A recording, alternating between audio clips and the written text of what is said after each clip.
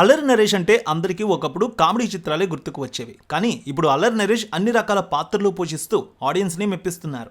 నాంది సినిమా మంచి విజయం సాధించడంతో ఇంకా డిఫరెంట్ పాత్రలను పోషిస్తూ వస్తున్నారు. నా సామరంగ చిత్రంలో అందరినీ ఏడ్పించారు ఆయన. ఇప్పుడు అల్లరి నరేష్ బచ్చలమల్లి అంటూ పూర్తిగా డిఫరెంట్ పాత్రను చేశారు. ఈ బచ్చలమల్లి నేడు థియేటర్లో విడుదలైంది. ఈ సినిమా ఏ విధంగా ఉందో రివ్యూలో చూద్దాం.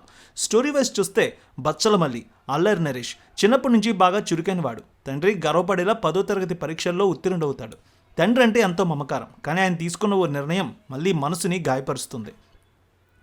తన తండ్రి సత్యనారాయణ, బలగం జయరాం రెండో కాపురం పెట్టాడన్న కోపంతో మూర్ఖుడిగా మారిపోతాడు. ప్రపంచం అంటే ఏంటో తెలియని వయసులోనే తన మనసుకు తగిలిన ఆ గాయం చెడు అలవాట్లు సావాసాలకు కారణమవుతుంది. కాలేజీ చదువు కూడా స్వస్తి చెప్పి ట్రాక్టర్ నడుపుతాడు. మద్యం తాగుతూ నిత్యం ఊళ్ళో ఏదో గొడవలో ఉంటాడు.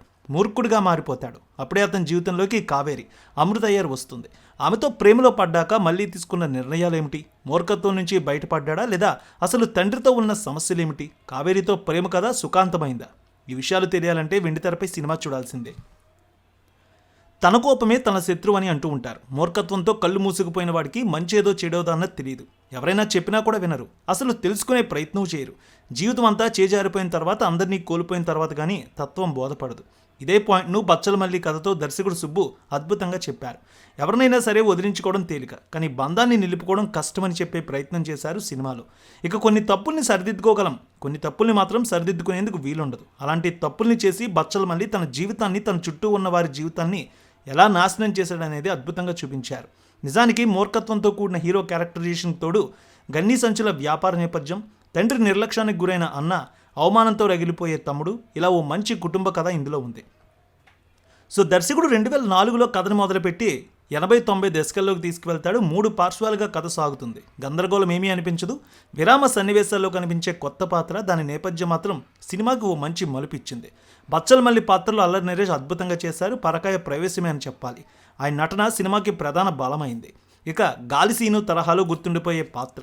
3 కోణాల్లో తెరపై కనిపిస్తూ వైవిధ్యం ప్రదర్శించారు.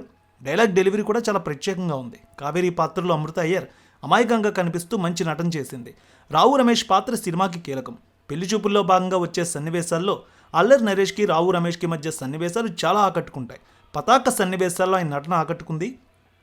కన్నడ నటుడు అచ్యుత్ కుమార్ సాధారణంగా కనిపిస్తూనే బలంగా విలనిజం చూపించారు. రోహిణి, బలగం జయరాం, హరితేజ, ప్రవీణ్, వైవాహర్ష మంచి పాత్రలు చేశారు. మొత్తానికి ఇయర్ ఎండింగ్లో ఒక మంచి అద్భుతమైన విజయం సాధించింది అల్లరి నరేష్ సినిమా. ఎల్లమ్మ తల్లి ఆశీస్సులతో ఫోన్ ద్వారా జ్యోతిష్యం చెప్పబడును.